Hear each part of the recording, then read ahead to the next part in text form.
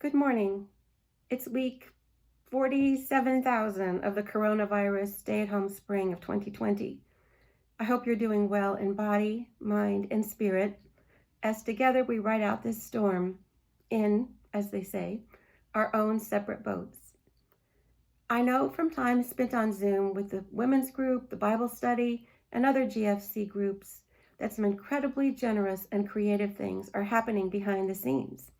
Individual members have donated food and supplies, sewn masks, donated funds, given business advice, and served on the front lines.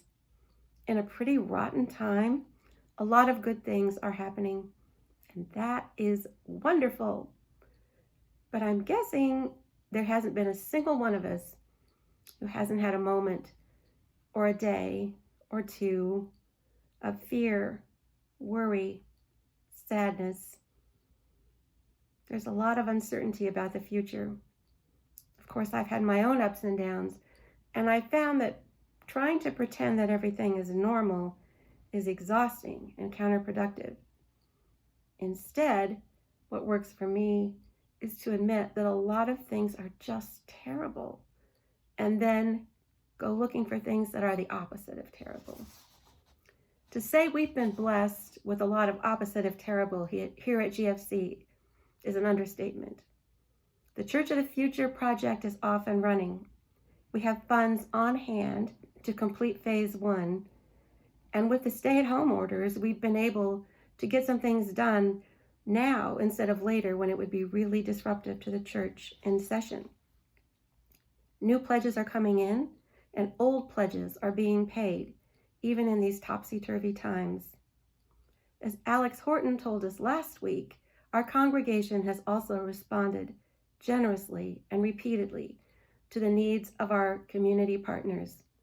Instead of sitting home and fretting, GFC's congregation has jumped into action, loving our neighbors by serving them. And on that front, the news gets better. As you know, the Church of the Future plans always included a significant outreach component. With a successful capital campaign and our congregation's strong desire to do more than just revitalize our physical space, it became clear that we needed to do something bold beyond our building as well.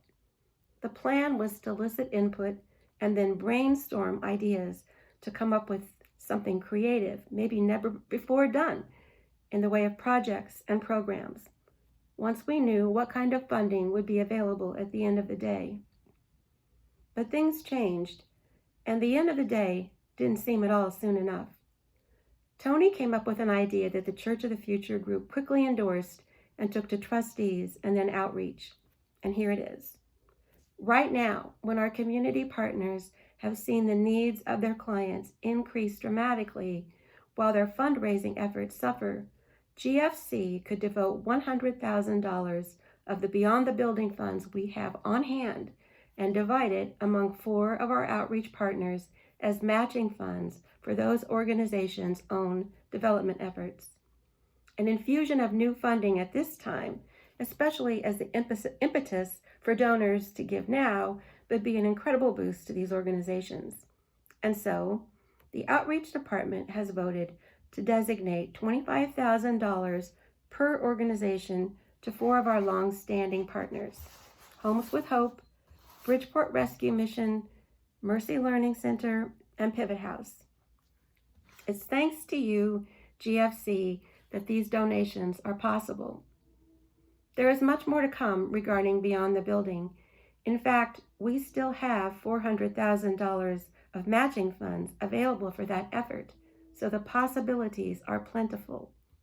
But there are needs beyond our building that can't wait, and we can be grateful that in the middle of this storm, God has given us the opportunity to make some things the opposite of terrible. No pretending necessary.